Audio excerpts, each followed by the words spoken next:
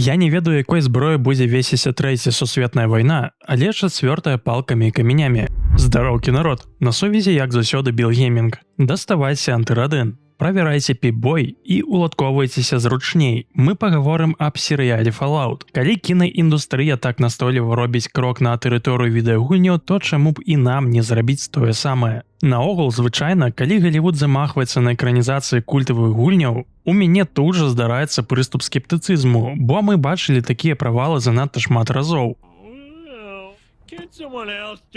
Успомніце хоць бы Ведзьмара, Halo ці нават апошні Mortal Kombat. Пры ўсёй іх крывавасці яны выклікалі толькі гару пытанняў і здзіўлення. Таму, калі я ўпершыню пачуў, што за Fallout узяўся Amazon, маёй натуральнай рэакцыяй быў стары добры скепсіс. Калі Amazon толькі абвясцілі ад пачатку здымак, увесь інтэрнэт сінхронна замёр у позе твар-далонь, успамінаючы ўсе тыя экранізацыі. Але тут на сцэну выйшаў Джонатан Нолан і упэўнена сказаў: «Патрымайце маю квантавую ядзерколу». І ведаеце, пасля першага трэйлера, а за ім другога і трэцяга, Amazon на пару з Bethesda літаральна прадавалі мне жаданне паглядзець гэты серыял. І ў іх гэта атрымалася. А калі вы лічыце, што ў мяне таксама добра атрымалася, не забудзьцеся праціснуць лайкі і падпісацца на канал. Усім вялікі дзякуй за вашу падтрымку, каментары і рэпосты. Гэтак жа вялікая падзяка тым, хто падтрымлівае канал кубачкам кавы.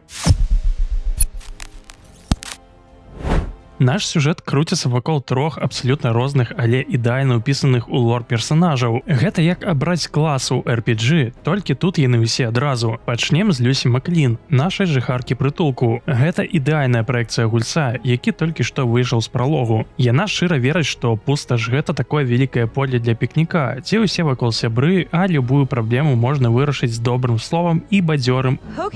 Аднак яе шлях гэта пастаяннае і балючае сутыкненне з рэальнасцю, дзе любая мараль дашчэнту разбіваецца аб сякеру першага сустрэчнага рэйдэра. Але самае смешнае, што Люсі не губляе сваёй наіўнасці да самага канца. Што праўда, зараз яна аддае перавагу спачатку стрэліць у галаву, а ўжо потым ветліва сказаць прывітанне. Далей у нас ідзе Максімус. Гэта той самы тып гульца, які укачаў сілу на максімум, але зусім забыўся пра ўдачу і харызму. Ён з усіх сіл спрабуе здавацца крутым паладзінам бартэрства сталі, але пры гэтым увесь час уляпваецца ў неёмкія сітуацыі ці проста адкрыта тупіць. Дарэчы, братэрства сталі тут паказана проста ідэальна. Гэта не высакародныя героі, а хутчэй банда рэлігійных фанатыкаў, якія проста жадаюць забраць сабе ўсё, што страляе ў акрузе. Максімус, па сутнасці, увасабляе ўвесь абсурд гэтай арганізацыі. Ён такой ваш сябар, які ў гульнях выбірае бок дрэнных, але сам па сабе застаецца дабраком. І нарэшце наш галоўны герой, наша зорка і наша ўсё. Гуль, ён жа Купер Ховард. Уолтон Гоггінс у гэтай ролі не проста гуляе, ён літаральна перарадзіўся і жыве гэтым персанажам. Гэта той самы гулец, які бачыў у гэтым свеце абсалютна ўсё, але яму, як не дзіўна, да гэтага часу не напляваць на тое, што адбываецца. Яго флэшбэкі гэта паўнавартасны фільм у стылі нуар, які па палічках раскладвае, як менавіта чалавецтва дакацілася да гэтай ядзернай катастрофы. Гуль гэта амаль жывы напамін аб тым, што нават пасля канца свету застаецца штосьці, што сапраўды варта шанаваць.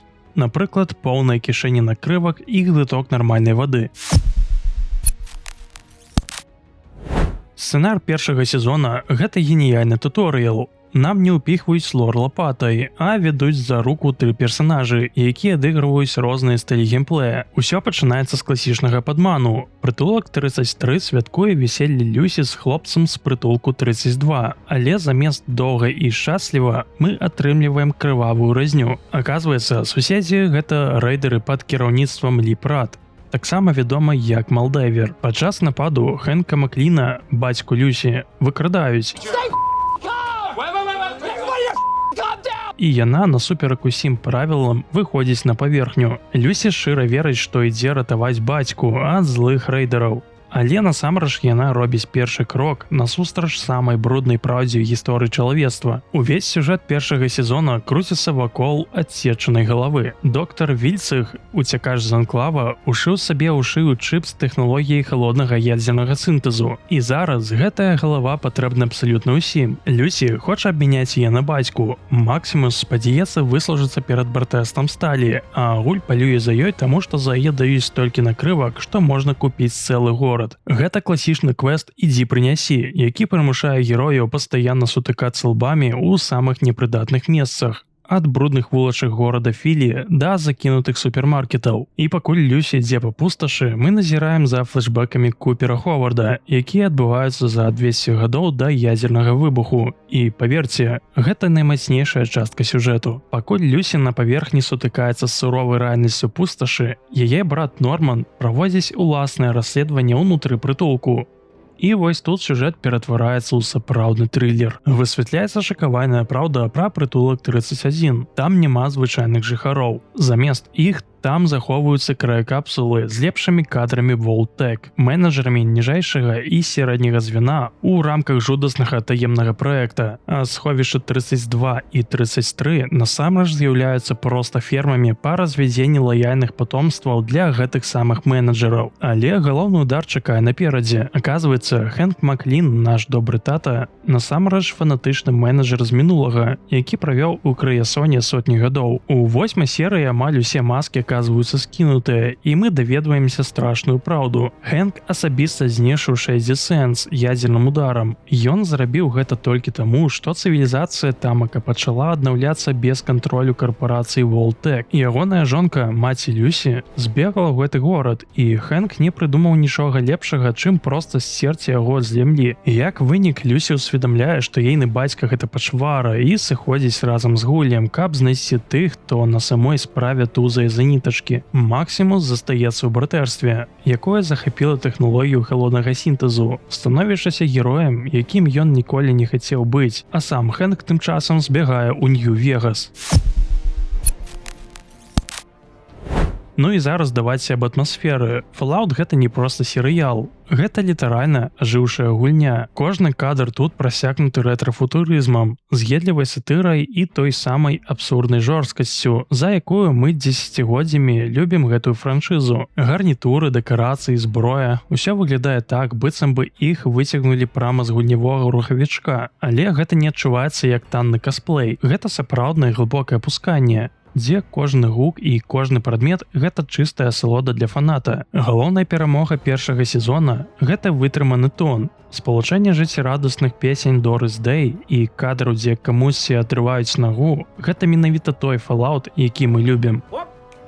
І гэты гумар. Серыял зусім не баіцца быць крывавым, але пры гэтым умела разводзіць чорнымі жартамі. Сцэна, дзе Гуль уладковае бойню ў Філі пад бадзёрую кантры-музыку — гэта абсалютны шэдэўр. Але самае крутое, што стваральнікі не проста перанеслі лор гульні, яны яго пашырылі. Мы нарэшце атрымалі выразныя адказы на пытанні, якія віселі ў паветры гадамі. Хто менавіта стаяў за Vault-Tec? Чаму сховішчы былі такімі дзіўнымі?